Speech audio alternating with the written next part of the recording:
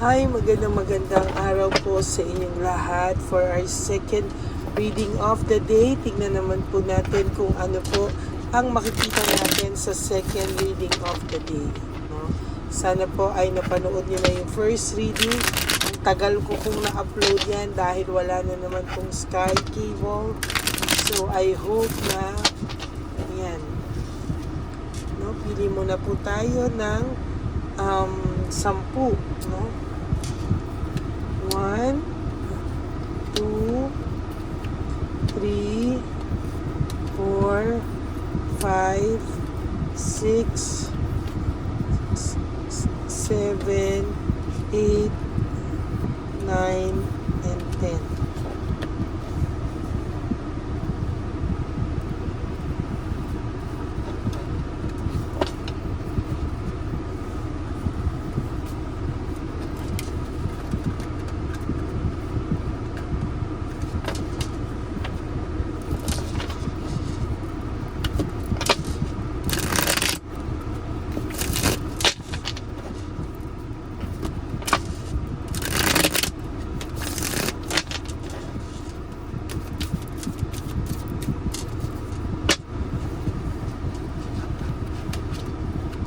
Tayo ulit ng 10. 1, 2, 3,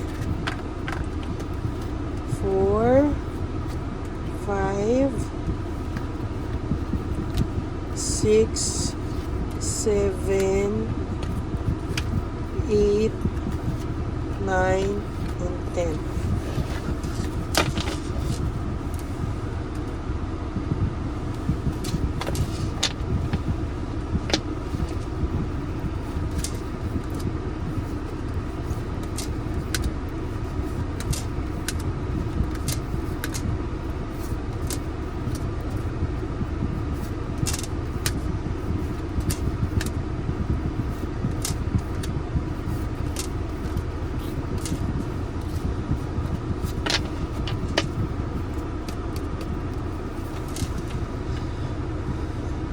Ito pong taong ito ay very kailangan siya po palagi ang nasusunod, siya po palagi ang pinakikinggan, hindi po ito marunong makinig. And so far sa nakikita ko po, para po na may pagka-narcissist po ang taong ito, no? Hindi po siya marunong tumanggap ng pagkakamali at parang talaga pong lagi na lang po siya ang tama, no? Sa nangyayari, parang hindi po ito nakaka-feel na minsan po ay siya po ay nagkamali, no? Parang ang gusto niya po, the blame is always on you, no? Sa iyo niya po laging biniblame ang mga bagay-bagay. There is this emotions, no? Meron po akong nakikita emotions na parang pakiramdam niya siya pa yung nasaktan mo, parang siya nasaktan na nga, siya pa po yung biktima, parang lagi na lang po siya yung nasasaktan at siya pa yung parang ikaw pa yung may kasalanan sa kanya, parang always put the blame sa iyo, no? Hindi na po ito parang nagtanda, no? Parang siya pa po yung na-stress and burnout, samantalang siya na nga po yung gumawa ng kasalanan sa iyo, siya pa po yung na-stress and na burnout, no? So nakikita ko po dito parang magulong-magulo po ang isipan nito. There's unresolved issues and emotional baggage. Parang ang pakiramdam ko dito ay hindi niya po talaga ma-resolve yung mga nangyayari sa kanya. Kaya parang kailangan niya po lagi ng hihinga ng, para pong lagi niyang kailangan na meron po siyang masisisi, no? Talagang kailangan may masisi siya, kailangan meron siyang ma-justify na ikaw ang may kasalanan and all, no? Sa totoo lang po, no? Meron din po ako nakikita dito na yung third party or si Chabelitang Palaka or si Chokoy ay talaga pong nagsiselo sa iyo ng matindi, no? Parang kahit po ano nakikita to, kunwari galit yung person mo sa iyo, pero sa totoo lang po talaga pong nakikita niya mas nahihirapan po siya sa sitwasyon dahil nakikita niya po na hindi pa over sa iyo yung person yung pareho, no? hindi pa po siya over sa'yo. To tell you honestly, itong narcissist na to, babalik at babalik pa po siya sa'yo dahil sa'yo niya po naranasan yung suporta po talaga na matindi. Sa'yo niya po naranasan yung maranasan niya yung pagmamahal, yung lahat po, no, sa'yo niya naranasan. To think ay hirap na hirap po siya, pero ngayon sa'yo siya nakaranas ng pagmamahal, ng suporta, pero ikaw pa rin po yung masama, no? Actually, ma-impluwensya rin po ito, no? Madali niya pong nai-impluwensyahan minsan yung mga tao, no? Parang ang kanya is parang lagi na lang mabilis po niyang kumbaga nadadala sa kanya yung mga tao pagka parang nagsabi siya o gumawa siya ng mga kwento, parang nagtataka ka na parang ang galing-galing niyang gumawa ng kwento, at talagang parang kahit ikaw nakukonvince ka po na ikaw ay may kasalanan, no? Hindi pa po over sa itong matao. He's just too proud at talagang takot lang po siya sa mga bagay-bagay. Talagang sa nakikita ko po dito, talagang hindi po talaga matatawaran talaga itong taong ito, no, sa totoo lang. At hindi po ito sanay nang nare-reject siya. Hindi rin po ito sanay na nakakaramdam siya ng resentment, no? Parang ang pakiramdam po nito, kailangan lagi po siyang hindi nare-reject. Kailangan lagi siyang maayos, no? Yan po ang kanyang pakiramdam. Fear of change, playing safe. Lagi lang po itong may playing safe na nararamdaman. At sa nakikita ko po ay hindi po ito basta-basta makakaramdam ng kahit na anong parang ayaw niya pong makaramdam na nandiliit siya, ayaw niya po yung pakiramdam na talunan siya, ayaw niya po yung ganong klaseng pakiramdam. Kaya so far talagang magkakaroon po ito ng pakiramdam na kahit papano po ay magiging siya pa rin yung yung biktima, siya pa rin yung mukhang inosente, pero the truth is siya po ang may kasalanan. Palagi po itong may home conflict. Kahit kanino po at sino pa po ang maging karelasyon nito, no, hindi po ito papayag na siya po ay hindi po siya papayag na siya ay maging may kasalanan o lumabas na may kasalanan. Lagi po itong tandaan niyo po, lagi po siya ang tama, no? Hindi po siya nagkakamali. There's fear of may fear, confusion siya. Pag ang tao feeling niya ay hindi kumakampi sa kanya, gagawin niya po lahat ng impluwensya niya, ma-impluwensyahan lang po niya ito, no? Napaka-impulsive niya rin po sa mga bagay-bagay, at talagang nadadaan din po ito sa material na bagay, o yung mga taong ini-impluwensyahan niya, gusto niya po ay na kumampi sa kanya ay dadaanin niya po sa mga ganyang bagay, no? Lack of purpose, wala pong purpose ang buhay niya, hinahanap niya pa rin, dinadivert po nito kung saan-saan yung kanyang pakiramdam, no? Parang hindi niya po akalain, pero sa totoo lang nahihirapan po siya most of the time. Ang pakiramdam po niyan ay hirap na hirap po siya, no? Confused, boredom, lahat po yan ay nararamdaman niya sa ngayon, ano? Ang isa po sa nangyayari dito, ang narcissist po talaga is lagi po yung may boredom na nararamdaman, and to tell you honestly, nahihirapan po yan sa totoo lang sa mga bagay-bagay sa ngayon, no? Hindi niya po alam, pero talagang siya po ay ramdam ng matinding takot, matinding paghuhusga, no?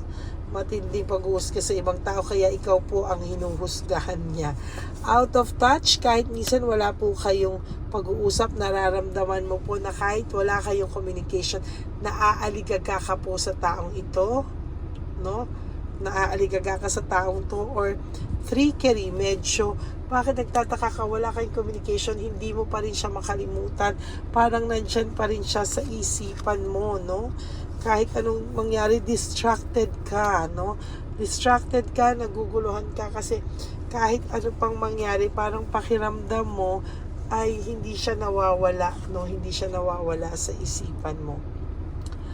emotionally immature ang taong ito, no? Sa totoo lang, meron lagi siyang na-insecure pero hindi niya ipapahalata, disappointed siya, hindi niya rin po ipapahalata, kailangan lagi siyang masaya, lagi siyang panalo, at kahit hindi pa over itong taong to sa'yo, no, ipapakita niyang wala ka ng halaga sa kanya, basura ka sa kanya, but the truth is, siya po ang hindi makamove on between the two of you. Ang dami niya pong namimiss na chance sa buhay niya, loss of opportunity, kahit po anong gawin niya, ganyan at ganyan po ang mangyayari sa kanya, dahil hanggang hindi po siya umaayos, no, yan at yan po ang kanyang mararamdaman. Lack of balance, hindi niya po mabalanse ang mga sitwasyon niya ngayon, and as a matter of fact, gulong-gulo po ito at talagang hindi niya alam ang kanyang gagawin. Mayabang lang po siya, pero the truth is, there is no motivation. Wala po akong nakikita ditong motivation, no? Talagang meron din po akong nakikita sa kanyang sadness, depression, and negativity. Pero hindi po siya magpapahalata kahit po ano ang gawin. Gusto niya po ay siya pa rin po ang mukhang panalo, no? Kahit po may nakikita talaga akong sadness, depression, negativity, and on a Friday, depression again, ano? Hindi po ako nakakaramdam dito ng kahit na anong hindi ka makakita sa kanya ng resentment, no? Wala po siyang resentment, no? Talagang ganyan, kahit siya ay dissatisfied, lack of inner joy, no? Talagang hindi niya po talaga alam kung ano ang mangyayari sa kanya, bakit siya nakakaramdam ng ganito. Pag nakakaramdam po siya ng sadness, depression, negativity, lack of inner joy, dissatisfied, naku-curious po siya, no? Kamusta ka daw ba? Ano daw ba ang ginagawa mo, no? Sa totoo lang, no? Talagang there is group conflict. Talagang sa nakikita ko dito, panay away-away na lang po ang nangyayari sa paligid niya. There's also this tower, no? Kahit may pagkabagsak na po ang mundo niya, hindi pa rin po niya yan tatantanan, no? Hindi siya magpapatalo kahit kunwari greedy pa rin ito, no? Hindi siya hindi siya kumbaga hindi po siya bibigay, no? Ayaw niya na ganyan ang tingin sa kanya ng tao, no? Oh my God, pareho lang, oh. Depression, sadness, no? Fear, sadness, and loneliness, ang lungkot po ng barahang ito, no? Hindi po natin ito masisisi talaga, disappointment, oh. Hindi natin talaga hawak ang buhay ng tao, hindi natin hawak ang desisyon niya, nagpapahirap sa kanya, panay po siya pag-false success and living beyond means, no? Talagang sa nakikita ko po, kahit po ito ay walang-wala na, lack of resources, and very unstable, wala po, no? Yan pa rin po ang nakikita ko na papalabasin niya, na everything is connected, no? Everything is under control, everything is okay, no? Kahit po siya ay bored na, lack of passion, talagang sa nakikita ko po, siya po ay hindi titigil at patuloy pa rin po siyang magpapakayabang, magpre-pretend na siya ay okay lang. Kaya most of the time, for your last card, ina-isolate niya ang sarili niya sa mga tao. Bakit? Kasi ayaw po niya na mahalata siya ng mga tao at hindi po siya okay, no? So that's it for your second reading of the day. Hindi pa over ang taong ito sa'yo, kaya lang ito ay may pagka-narcissist, no? So yan po ang ating second reading of the day. Kung naka-resonate po kayo, please like, comment down below. And for those of you who would like to have a private reading with me, you can message me po at Lady Lee Elena. That's LADYLY Elena. Nasa dulo po yan ng ating video. Diyan nyo lang po ako makokontak. That's my only official and legit FB account. Ayan. Maraming salamat po sa inyong lahat. Gusto ko po sana tayong maging positive lang po no, sa araw-araw. Kahit po itong taong to ay narcissist, huwag ka pong mahawa. Huwag mo pong isipin na ikaw po ang may problema, no? Kailangan mo pong isipin na ikaw po ay mas magiging maayos sa mga susunod pang panahon, okay? At maraming salamat po sa inyong lahat, and to all my ever solid and loyal Lady Arena friends, family, and subscribers. I love you all from the bottom of my heart. Mahal na mahal ko po kayong lahat. And ang lagi ko nga pong bilin sa inyo is that life is too short. Don't make it shorter by stressing yourself from all the pains and heartaches na binigay sa inyo ng kahapon. Just surrender everything to the divine universe and just let go and let God write your life and love story. I will be back for another set of reading. Huwag po kayong malulungkot. Ako po ay babalik for another set of reading. Okay? Maraming salamat po sa inyong lahat. And may God bless you all. At sana po ay patuloy po tayong maging positive sa buhay at iwasan po natin ang mga negatives tulad po ng ganitong klaseng tao, no? Narcissist, kahit po hindi pa siya over, magyayabang pa rin po siya para lang po no mapagtakpan ang tunay na nararamdaman niya, dahil po ayaw niyang maramdaman na siya po ay talo. Okay? That's it, no? Maraming salamat. May God bless you all, and I hope na masaya po kayo at huwag kayong magpa-apekto sa araw na to. God bless you all, and I love you all from the bottom of my heart. Bye!